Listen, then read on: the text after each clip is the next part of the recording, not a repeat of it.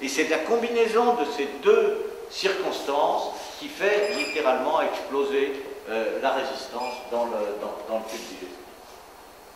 Alors, ça se produit aussi chez les animaux. Et voilà une expérience qu'on a faite dans un cadre industriel, en fait, chez des porcelets, d'un élevage standard. Les porcelets d'élevage, à l'heure actuelle, sont très souvent colonisés à faible niveau par des bactéries porteuses de BLSE de type CTXM, ces fameuses BLSE qu'on trouve chez les patients.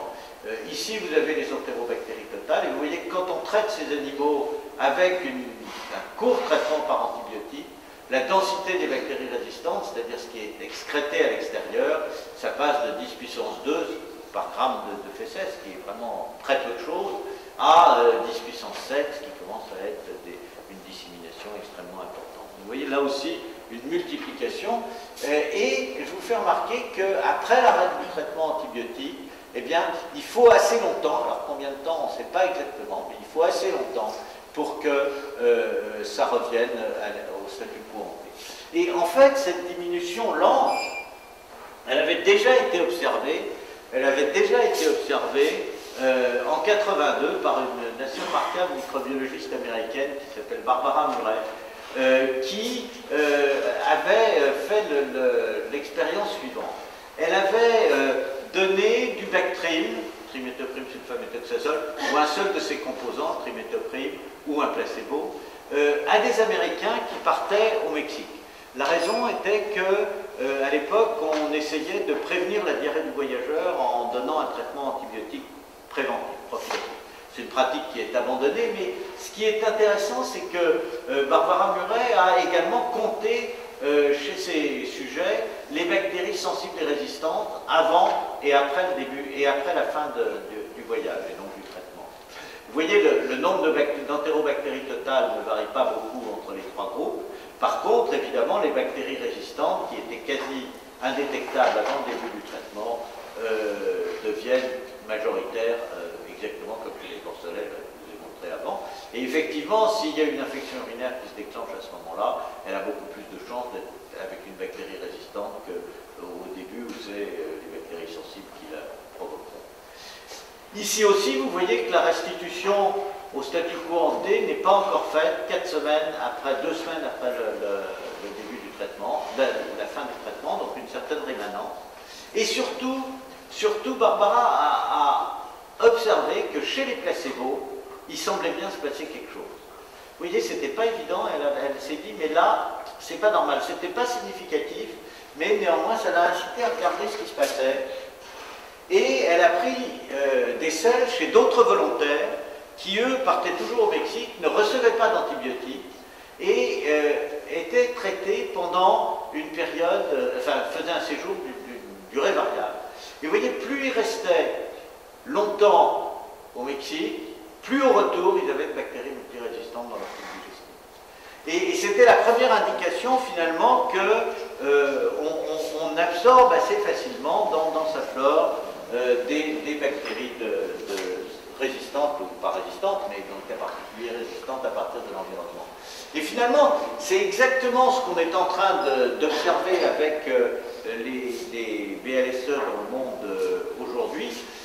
Vous savez qu'on s'est aperçu que les voyages étaient un facteur de risque d'être colonisés par ces bactéries résistantes aux céphalosporines de 3e génération, que c'était également avec des conséquences médicales, puisque les voyages sont un facteur de risque d'infection urinaire avec ces bactéries, et ces infections urinaires posent à l'évidence des problèmes thérapeutiques nouveaux, et les voyages introduisent dans les écosystèmes qu'on trouve dans le tube digestif des sujets métropolitains, des nouveaux éléments génétiques de façon régulière. Et ceci se produit non seulement pour les bêta-lactamases à spectre élargi, mais est en train de se produire également pour les fameuses enzymes qu'on appelle l'udéline-métallo-bêta-lactamases, qui sont des carbapénémases, qui hydrolysent l'ensemble des carbapénèmes et qui confèrent une résistance totale aux bêta-lactamines, ce qui est source d'impasse thérapeutique dont on ne sait pas pour l'instant comment on va trop s'en s'en débrouiller. Hein. Et vraiment, on a l'impression que ça suit le même système, et on peut en retrouver ce type de bêta-lactamase maintenant de tout un tas de prélèvements environnementaux et du tube digestif de très nombreux sujets en Inde. Donc cette dissémination par le tube digestif est maintenant reconnue comme le principal moteur et celui contre lequel il faut essayer de se battre, et c'est pour ça qu'on a fait des recommandations pour détecter ces bactéries chez les sujets qui reviennent de voyage. On en dira un mot tout à l'heure. Alors, qu'est-ce qu'on peut, une fois ce constat fait, on a envie quand même de comprendre un petit peu plus comment ça se passe dans la flore intestinale, et je vais vous montrer quelques données qu'on a pu mettre ensemble sur l'émergence et sur la dissémination et la persistance dans l'écosystème intestinal. Alors, sur l'émergence, d'abord, je voulais vous montrer ce travail qu'avait réalisé Nadège Bourgeois au laboratoire, parce que c'est un bon exemple de sélection par mutation dans le tube digestif. Il s'agit de regarder ce que fait une nouvelle molécule, un nouvel antibiotique pour lequel il n'y a pas de résistance croisée avec les autres, et pour lequel la résistance est essentiellement médiée par des mutations. Ce qui fait, sur le tube digestif, des patients qui en prennent, c'est une situation épidémiologique intéressante, puisque, encore une fois, c'est la dernière classe d'antibiotiques qui a été mise sur le marché. Il n'y a pas de résistance croisée avec les autres produits. Donc elle a donné du linésolide à des souris qui étaient colonisées par une souche d'entérocoque bien connue. Elle a pu caractériser les mutants. Et ce qui est intéressant, c'est qu'elle a fait une espèce de dose ranging. Elle a donné des concentrations d'antibiotiques différentes aux souris, et vous allez voir que ça a des conséquences importantes sur l'émergence de la résistance dans le tube digestif. Donc en gros, il y a 3 doses, hein, une dose très faible, une dose moyenne et une dose assez forte qui en fait amène des concentrations dans le tube digestif des animaux à peu près identiques à ce qu'il y a chez l'homme, une concentration plus faible et une concentration encore plus faible. Et vous voyez ici les comptes bactériens qu'on observe pendant les traitements. Quand on donne une dose forte, eh bien les bactéries cibles sensibles sont éliminées, hein, c'est pas étonnant, mais les doses d'antibiotiques qu'on a dans le tube digestif, que vous voyez ici, sont au-dessus des concentrations qui permettent de prévenir l'émergence de mutants, ce qu'on appelle la CMP. Et donc il n'y a pas de mutants qui émergent. On en a vu un là, mais il n'y a rien après. En revanche, si vous diminuez la dose d'antibiotiques que vous administrez, à ce moment-là, les concentrations dans le tube digestif passent sous cette concentration critique, et vous voyez, les bactéries sensibles ne sont plus éliminées, et les bactéries résistantes, eh bien, sont énormément sélectionnées, avec des CMI qui augmentent d'ailleurs au cours du temps par accumulation de mutations. Et enfin, si vous avez des doses très faibles, alors là c'est plutôt moins grave, puisque les bactéries sensibles ne sont pas du tout touchées, et il y a peu de sélection de mutants.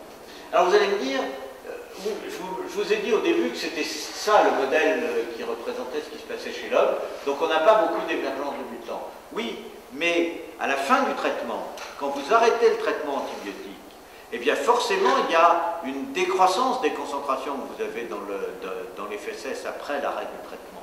Et donc les concentrations que vous avez dans votre tube digestif, eh bien, vont progressivement diminuer, et à un certain moment, vous allez être avec des concentrations qui vont être très sélectionnantes de mutants. Et c'était finalement la première indication que le moment où on sélectionne probablement le plus de mutants dans son tube digestif, c'est pas pendant le traitement antibiotique, mais c'est juste après son arrêt. Et c'est assez ennuyeux parce qu'on ne sait pas vraiment quoi faire quand ça. On a observé à peu près la même chose pour la résistance au fluoroquinolone chez des volontaires humains qu'on avait donc traités par la ciprofloxacine pendant 2 semaines, et chez qui on a regardé la résistance chez les Escherichia coli fécaux. Et vous avez ici ce qu'on observe dans la prévalence de la résistance dans leur tube digestif. Vous voyez, le traitement s'arrêtait ici, à D14. Donc, il y en avait un certain nombre qui étaient colonisés avec des résistants, environ 5% avant le début du traitement. Donc, c'est le nombre de sujets, donc ça fait 10%. 10%, c'est un sujet sur peu. Et pendant le traitement, les concentrations antibiotiques dans le tube digestif sont tellement élevées, elles sont marquées ici, vous voyez, elles sont très supérieures aux concentrations qui permettent d'empêcher l'émergence de mutants. Et donc, il n'y a pas beaucoup d'émergence de mutants, il y en a même plutôt moins qu'avant le début du traitement, pendant le traitement.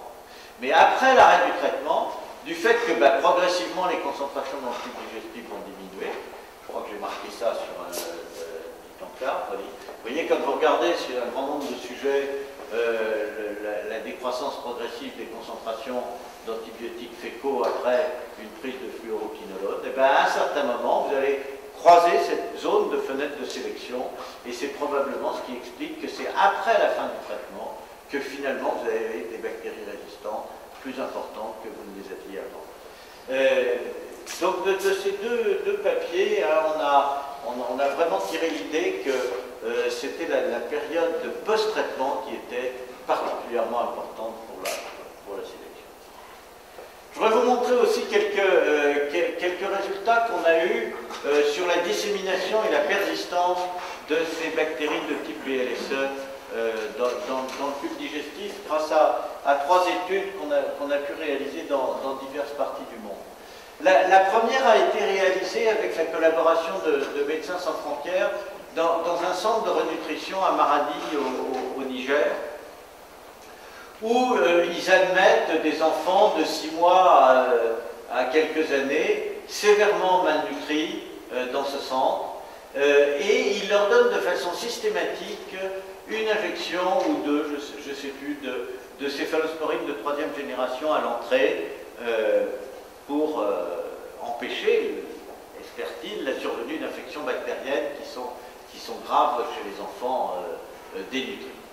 Alors, on a pu faire un peu de microbiologie dans ce centre et prélever des enfants, donc vous voyez, au jour 1, au jour 0, au jour 1 et au jour 5, c'est-à-dire dans la période la plus aiguë. Après ça, ils vont soit ils sortent, soit ils vont dans une autre partie du centre, et on a caractérisé la colonisation à BLSE.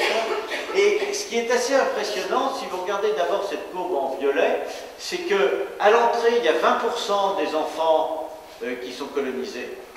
Donc, dès l'arrivée, il y a un nombre d'enfants colonisés par des entérobactéries résistantes au C3G qui est déjà très important. Mais à la fin, à la sortie, il y en a 100%. Donc, cette prise en charge, qui est probablement, il n'y a pas de question là-dessus, très bonne pour la malnutrition, est assez dévastatrice en termes de dissémination de la résistance. Et quand on regarde les espèces, c'est également assez intéressant puisque on voit qu'il y a à la fois des Escherichia coli résistants qu'on observe, mais aussi, et ça c'est intéressant parce qu'il n'y en a pas au début, c'est une grande colonisation à Klebsiella pneumoniae. Or, Klebsiella pneumoniae, ce n'est pas une bactérie normale de notre tube digestif, contrairement à Escherichia coli. Et donc, ça veut dire que dans ce centre, il y a à la fois de la sélection et de la transmission croisée de Klebsiella. Et effectivement, quand on a fait du typage, alors je ne vais pas vous détailler les typages, mais on a typé toutes ces souches, on peut voir que dans ce genre d'endroit, finalement, vous avez un double phénomène qui se passe, hein. Une sélection assez précoce due à cette prescription systématique de céphalosporine de 3e génération, puis une transmission croisée très importante, difficile probablement à empêcher dans des endroits où une partie de la prise en charge est faite par la famille et où il y a beaucoup d'échanges avec l'extérieur. Mais en tous les cas, cette étude nous amène à réfléchir avec MSF à quel genre de prise en charge un peu différente on pourrait faire en termes de prise en charge de l'infection de ces enfants.